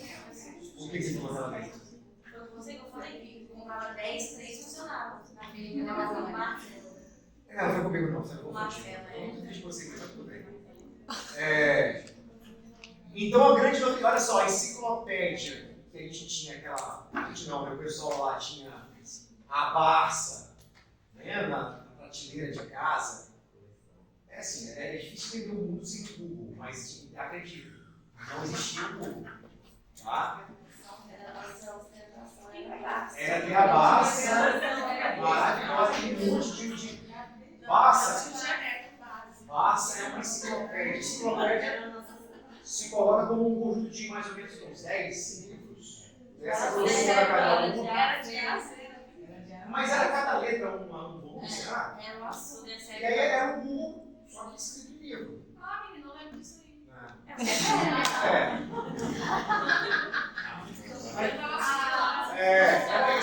E aí tinha os armários, e era muito mais esposo também. E comprar.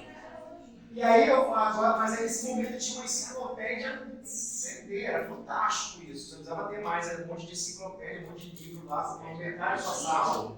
É uma coisa impressionante a gente vê com as inovações. Olha que coisa Não achei incrível. incrível, Eu não. dei depois, professora. Assim, ela disse que Não, é porque aqui eu tô com uma enciclopédia que veio no CD, mas o disquete era como a gente trocava informações.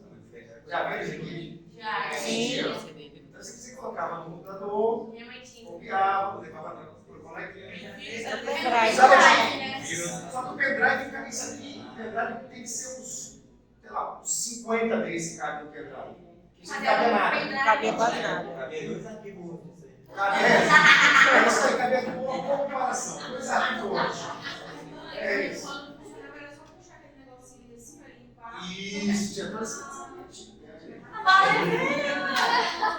Só tem cara de novo. Aqui, eu não sei se vocês já viram esses filmes que foram revolucionários.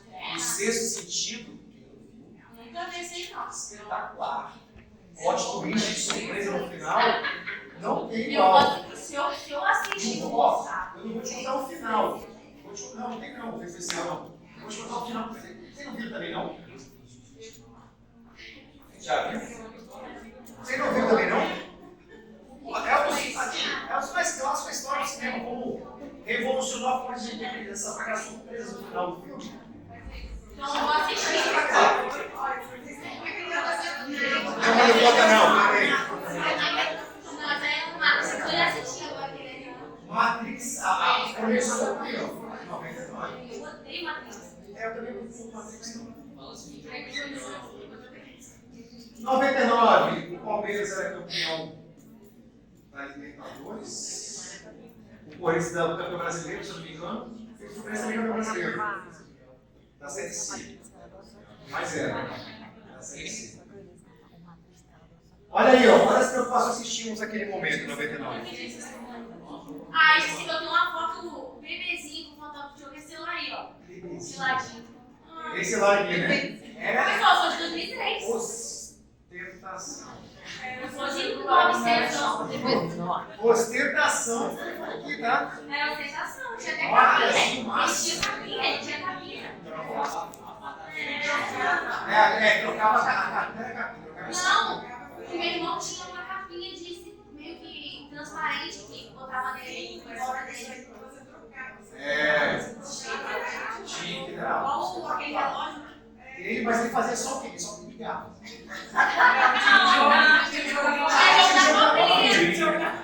Você jogou na capinha. Nada além disso. Primeiro MP3, O celular se usava para ligar. Hoje Deus me ligava para mas logo em seguida veio o MP3. Isso aqui era o disque meio. Você botava CD e ouvia as músicas. Botava o CD, tirava a onda. Imagina, você vai com um Expulsão da tambor. escola. Ah, não tava nem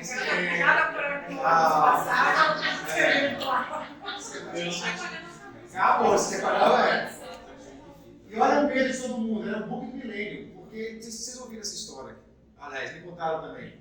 Nós somos mais novos. O pessoal tinha um problema porque em 99 para 2000, os computadores não iam identificar que 1999 ia passar para 2000 porque os computadores eram só em 2 dígitos. Era assim, 96, 97, 98, era 1900, era os 96. Quando fosse 99 para 2000, ia ser 00. E os computadores não iam entender que era o 2000, ia voltar para o início. Não, ia parar o universo, porque os computadores iam parar. Essa é a preocupação aqui, ó, a capa do exame, o bug do milênio, pra você ter ideia. Essa a gente achava que ia parar a humanidade. E isso aqui a Bárbara fez na muita escola dela, ó. Ela projetou. Era assim que projetava os slides. Fazia a folhinha, né? No plástico ali, dava uma transparência, esse é o termo. Usava uma transparência. E aí projetava na aula e trocando transparência e passando a aula. As folhinhas de carteira baixa.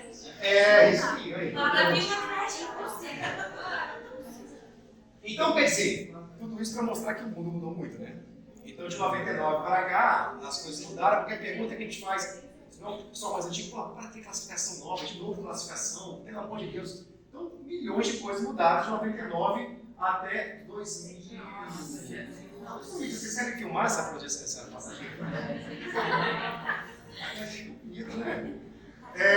E aí, vamos lá. Como que aconteceu esse processo? Isso aí teve uma reunião com os grandes nomes da periodontia mundial para chegar a essa classificação.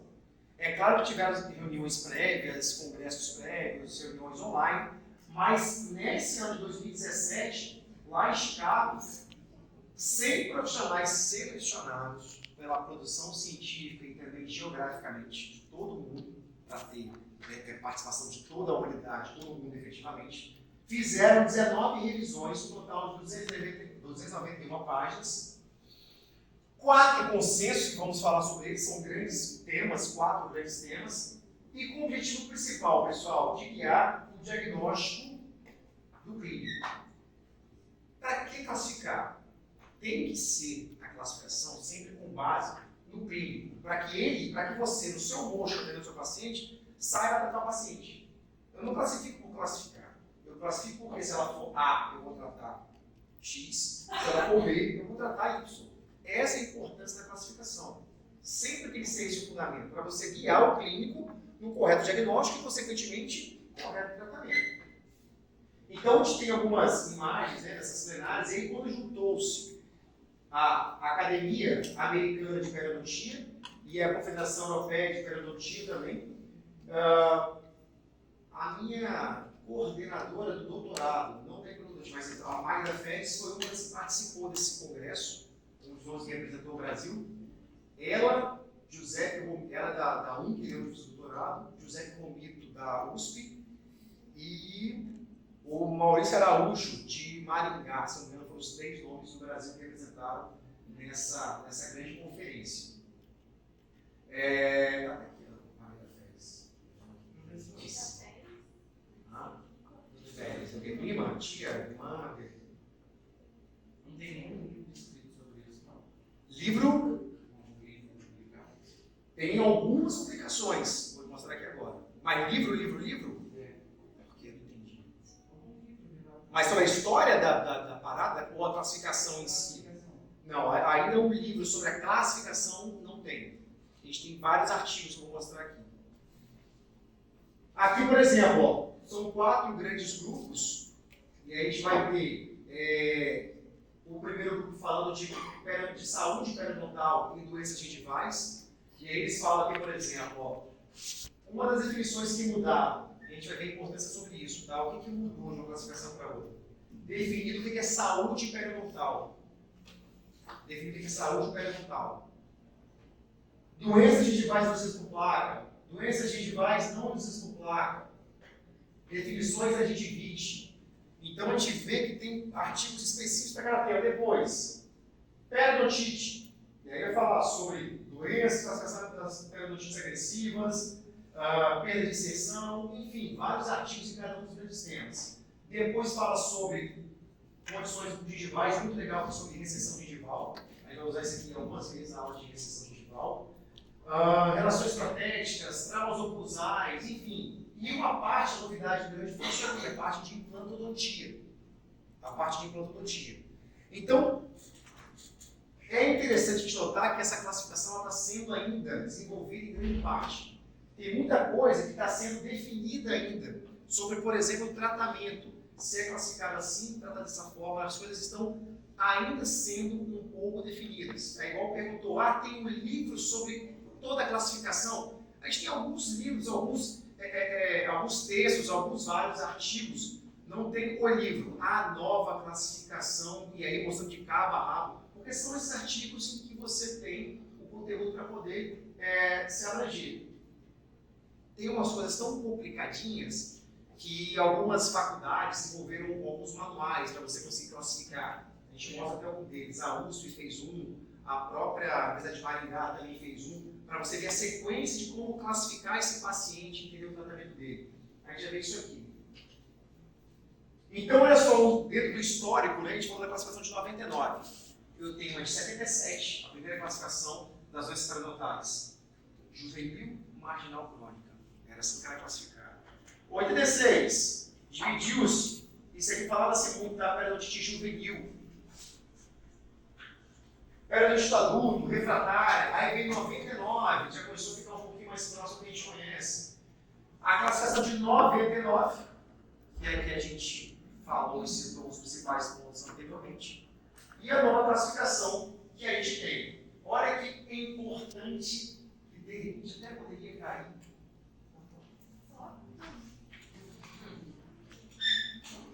Principais mudanças em relação à classificação de 99 para 2018. Conceito de saúde. Não existia definição na classificação de 99. Mas como assim conceito de saúde? É só ter ausência de doença? Como é que isso? Tem casos na classificação de que você, por exemplo, se o paciente tem apenas uma recessão de 2 milímetros ou de 1 milímetro nos pré-molares inferiores, esse paciente na classificação antiga é doente. Ele tem câncer periodontal. Não tem um biofilme, não tem uma placa, mas ele tem perda de inserção em pré-molares inferiores dos dois lados. Esse paciente ele não tem uma classificação clinicária, ele é doente, ele tem perda de inserção que ele é doente. Na nova classificação, entende-se e aceita-se que essa perda de inserção, ou essa perda de inserção mínima e com saúde periodontal adjacente, está saudável. Então, hoje a gente fala, a saúde vai até esse ponto, né? Que o cara pode ter um negócio ou outro que ainda é saudável. Isso não existe anteriormente. Crônica e agressiva. Olha o que é de 2018. Periodontite. Não existe crônica e agressiva na de 2018. Entendeu-se, vamos ver no slide mais à frente, que a forma de tratar tanto uma quanto a outra é a mesma. Ela pode ser crônica, pode ser agressiva, mas a forma de tratar e como ela se apresenta também histologicamente, microbiologicamente, é muito parecida. Clinicamente alguma diferença, ok, mas ela de forma geral se apresenta de forma similar e o tratamento dela é basicamente o mesmo. Então não existe a classificação de crônica e agressiva na nova classificação. Aqui, com a tristeza no coração, a gente fala do nome espaço biológico. Calma. Deixa eu juntar todos aqui. Você está achando que e eu vou, então, mas é isso que eu falar. Deixa eu colocar todos aqui. Faço essa pose. Calma. Mas você não veio com uma coisa muito boa, não. Tá ruim? Você tem mais uma luz lá. Olha aqui. O nome espaço biológico, eu falo para vocês desde que a gente se conheceu. Eu falei bom dia, espaço biológico. Foi isso que eu falei para vocês? Bom dia, espaço biológico. Boa tarde, espaço biológico. O nome mudou. E aí, a nova denominação do espaço biológico é tecidos de inserção supracristal. Espaço biológico é melhor, né? Isso aí eu achei sacanagem. Tecidos, inclusive, já há argumentos contra essa nova denominação. Vocês lembram quem compõe espaço biológico? É que é sábado, meio-dia, né? Tá, entendo. O que compõe o espaço biológico?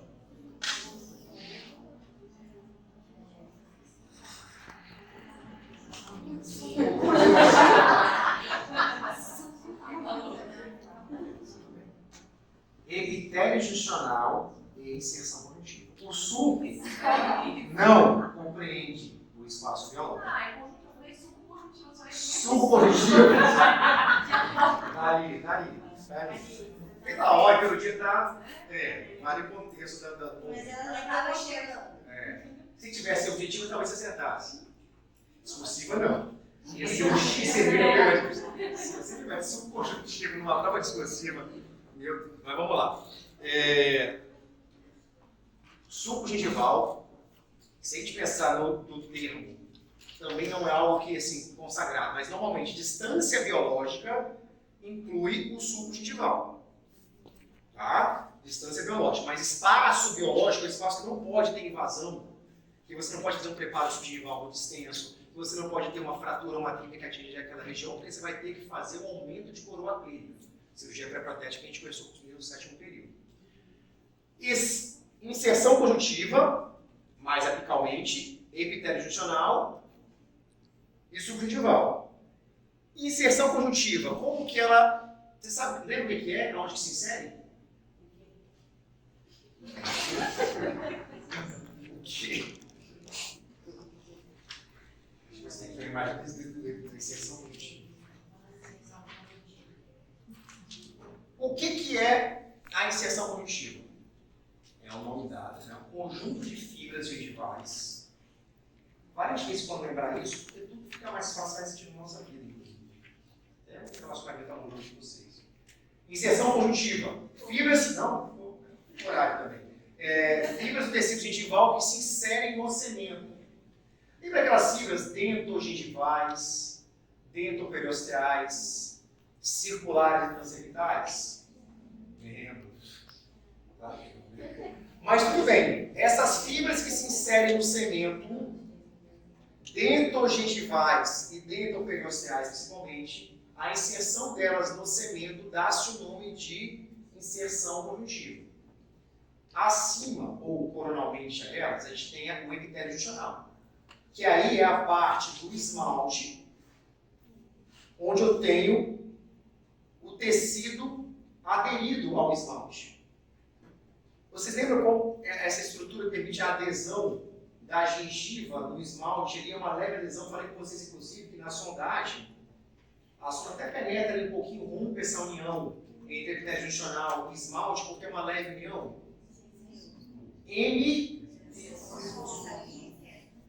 desmossomos. Então essa união entre esmalte e tecido gengival ali é promovida por M desmossomos, epitélio juncional, e abaixo a inserção conjuntiva. O nome tecidos de inserção supracristal novo ainda já chegou sendo questionado, porque no epitélio juncional não há uma inserção dos tecidos no esmalte. Na inserção conjuntiva, sim, eu tenho as fibras que se inserem no cemento. Agora, no epitélio juncional, eu tenho endodesmossomos promovendo essa união, que é uma união frágil. Então, talvez um nome novo não seja ainda assim o mais perfeito do mundo, mas é assim que, teoricamente, será chamado daqui para frente. Tecidos de inserção supracristal, sinônimo de espaço biológico. Certo? Quando você promove forças que excedem a capacidade do periodonto suportar, era chamado de força oclusal excessiva, hoje é chamado de força oclusal traumática.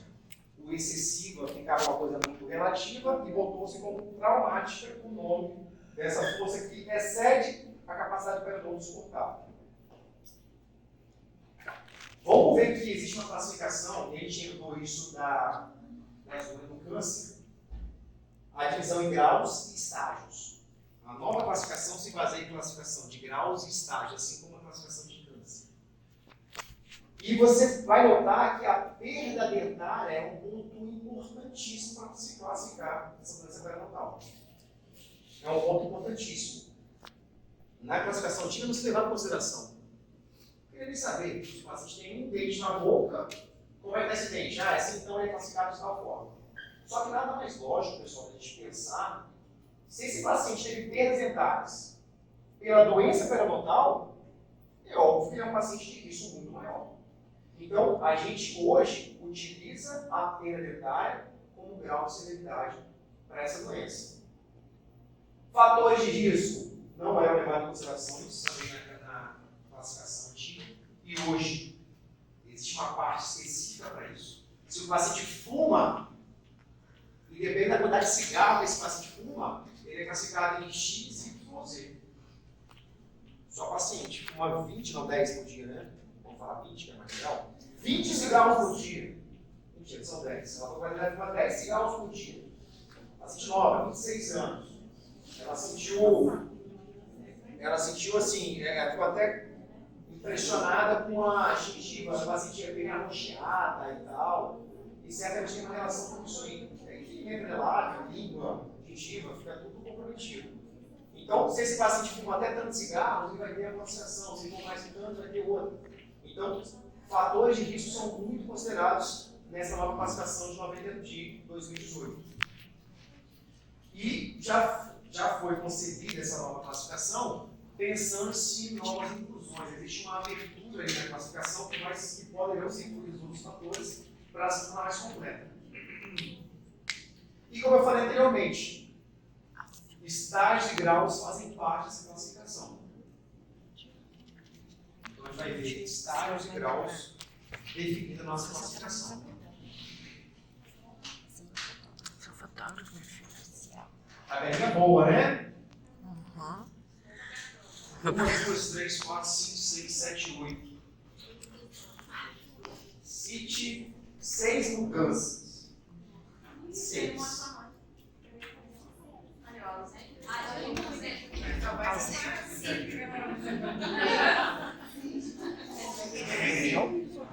Fora essas. Vou botar assim, fora essas.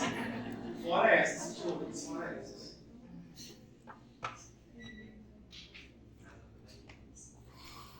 Faz um monte de tabela, né? Passar isso aqui. Então, algumas observações. Aliás, eu vou fazer o seguinte: passar isso aqui, depois eu volto nisso aqui. Essa foi uma foto, né, do grupo 1, que fala sobre a saúde perinatal e doença de gengivais. Esse grupo se colocou para estudar essa parte.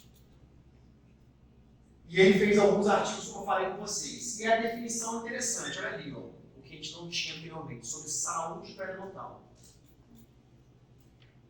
Eu posso ter duas situações de saúde perinatal. A primeira é que a gente imagina classicamente, periodonto intacto. Eu tenho um periodonto que nunca teve nenhum tipo de problema, sem perda óssea, sem perda de inserção. Então, periodonto intacto, beleza. Mas hoje, mesmo em um periodonto reduzido, eu posso considerar esse paciente como saudável. Paciente com periodonto reduzido, não periodontal, é aquele que tem recessões ou sofreu um aumento de coroa prévio. Pense, nesse primeiro momento, apenas em recessões. Então, esse paciente ele tem um periodonto reduzido, ele tem uma recessão, mas ainda assim é considerado saudável. Na outra situação, o paciente tem um histórico de periodontite, mas que está estável. Ele fez tratamento, tinha bolsas, tratou esse paciente e hoje ele está saudável. Ele está estável. Então esse paciente é saudável. O que a diferença vale pontuar isso? Naquela classificação antiga, esse paciente tem doença periodontal, mesmo que você trouxesse para uma situação de saúde, pela sondagem que você faria, ele seria sempre um paciente doente. E aqui é importante a gente entender que define um paciente que pode ter sido doente e ficar saudável. Vamos entender melhor aqui, ó. Parâmetros clínicos de saúde e periodonto intacto. Como que eu vou definir se o paciente é saudável ou não? Ausência de sangramento, edema e vermelhidão. Óbvio. Ausência de sintomas pelo paciente, não tem perda de inserção, nível ósseo entre 1 a 3 milímetros de junção semi-esmalte. Olha lá em cima um ponto importante. Sangramento da sondagem. Será que se eu sondar minha dupla, quarta-feira na clínica, e ela tiver um sanguinho lá na lingual 37, na classificação antiga é doente, gengivite, pronto. Esse aqui, se eu tenho menos que 10% das regiões sondadas com sangramento, eu falo que o paciente é saudável. Menos de 10% desses pacientes ou dos sítios sondados com sangramento, esse paciente é saudável. Se eu tenho de 10 a 30%, ele tem uma gengivite localizada. Lembra dos 30%, aquela história? Tá aí de novo. Mas agora é só isso, não tem negócio de dente, de não sei o que, de molar, esquece. De 10 a 30%, eu tenho uma gengivite localizada. Acima de 30%, a minha gengivite ela é generalizada. A classificaçãozinha ficou mais simples em relação a isso. A diferença do paciente com o periodonto reduzido, pessoal, em relação ao paciente periodonto intacto, é que ele pode ter tido perda óssea. Ele pode ter perda de inserção. É aquele paciente, mais uma vez, que tem uma recessão gengival, mas está saudável. A classificação de quem era doente, hoje ele é saudável. É aquele paciente que teve uma perda óssea, porque ele teve câncer periodontal, eu tratei ele, a perda óssea vai acontecer. Falamos sobre isso, é que o osso não cresce de novo maravilhosamente. Não, isso não acontece. Mas ele foi tratado, ele está controlado, nível ósseo alterado, mas ainda assim, ele é saudável. Tratei esse paciente hoje, ele é saudável. Na classificação anterior, esse paciente, porque teve essa perda óssea, ele sempre seria um paciente doente. Sempre seria um paciente doente. Essa é a diferença importante no aspecto de saúde. Olha aqui, ó. Periodonto intacto. Maravilha. Esse aqui é o paciente clássico. Isso aqui foi feito também com a foto da clínica falando disso. Da turma do Conrado, da Itana, acho que é. A gente fez as fotos. Esmalte fácil, vamos fraturar um esmalte como esse para restaurar, olha só. Que facilidade. Então aqui o paciente com periodonto intacto não tem nenhum tipo de problema gengival, tem exceção, tem perda óssea, nunca teve, está tudo bem. Aqui é um paciente que tem um bocado de recessão.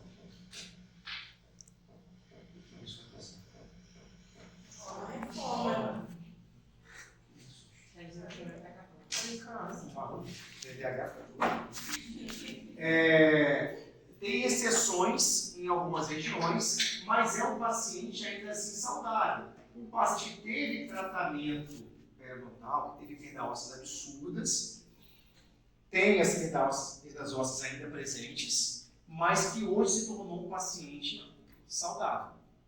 Essa definição ela existe, e por mais que isso pareça óbvio para a gente hoje, na classificação anterior, esse paciente ele seria sempre um paciente doente. Por mais que você não tivesse uma gota de sangramento, não tivesse uma inflamação, tivesse um biofilme acumulado, por conta de ter essa situação, ele seria sempre classificado anteriormente como paciente doente. Hoje a gente tem essa diferenciação, um paciente saudável.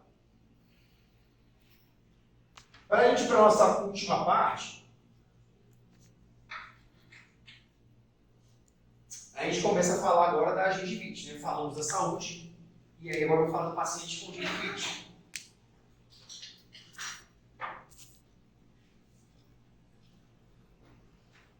Algumas coisas muito similares que a gente falou. Gengivite induzida por placa de um lado, gengivite não induzida por placa de outro.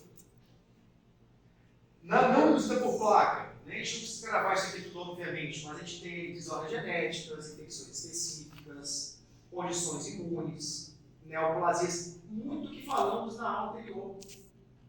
Doença gengival não induzida por placa. Condições que falamos no tópico anterior. E a gente vem para cá, gengivite induzida por placa. Primeiro, associada somente ao biofilme. Somente ao biofilme. Pode ser com periodonto intacto, pode ser com periodonto reduzido. Mesma coisa que a gente falou anteriormente. Recessões, aumento do coroa prévio. Mais importante aqui, entender que ela pode ser associada ao biofilme. Ela pode ser mediada por fatores sistêmicos ou locais. E a gente vai colocar tabagismo, hipoglicemia e fatores nutricionais como principais. Ou pode ser associada a medicamentos para aumento de tecido gengival. Qual medicamento que a gente falou, pessoal? Medicamentos que aumentam o tecido gengival que a gente falou anteriormente. Quais foram as classes que a gente falou? Imuno alguma coisa, imunossupressores.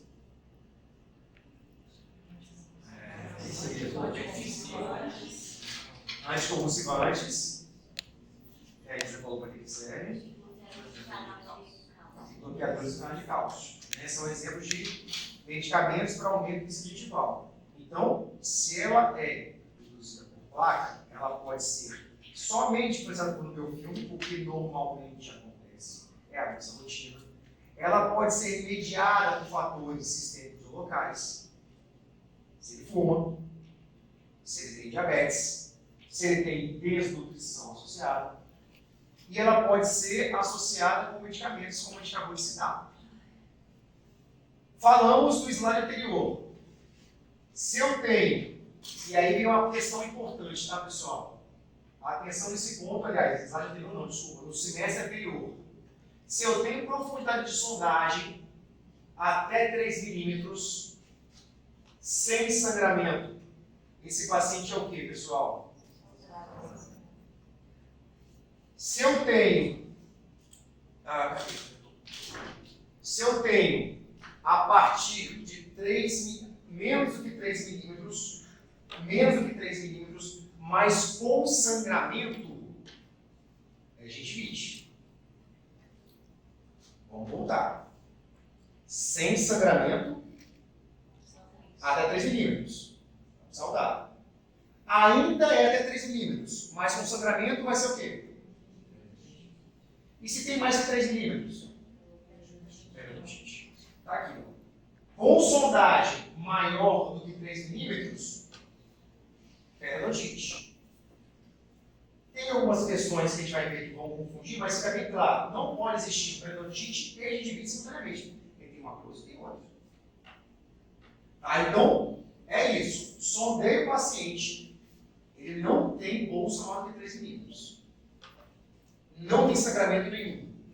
Ele é saudável. Sondei o paciente que não tem bolsa maior do que 3 milímetros. Tem sangramento. Tem sangramento. Agora, se o sangramento é menor do que 10%, ele é o quê?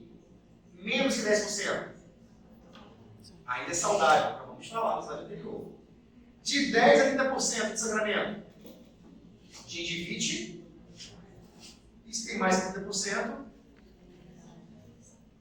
suave. Simples e objetivo.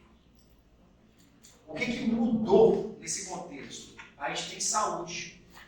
O paciente pode ter tido recessão, pode ter tido perda óssea. Se ele está tratado, está estável, ele é saudável. Mesmo que ele tenha na radiografia perda óssea, porque ele está controlado. O que não acontecia anteriormente. Quem perda óssea já era, a gente está assim. Agora, na gengivite, se eu observo o sangramento lá, a Maria dupla na quarta-feira à noite, tem um sangramentozinho em 2 pontinhos. Ela é doente? Ela é gengivitosa? Ela tem gengivite? Não.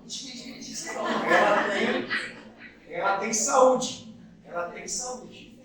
Agora, se eu avaliei, ela tem, você vê ali, 10 e 30, localizado.